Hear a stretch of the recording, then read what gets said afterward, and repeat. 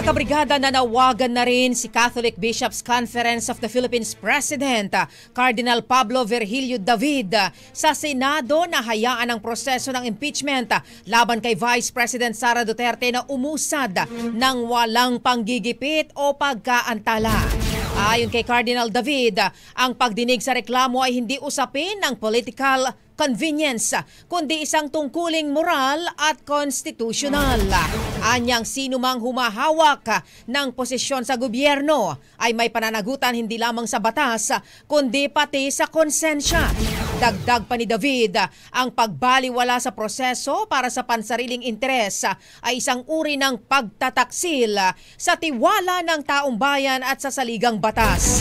Bago ito, una na ring naglabas ang iba pang bishops para ipanawagan ang pag-uumpisa ng trial.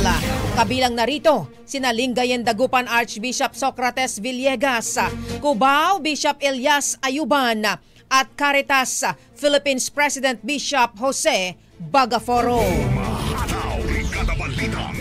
Ang bahaging ito ay hatid sa atin ng Yummy-Vit ES3 Syrup. Simulang tuparin ang pangarap ng iyong anak. And starting now,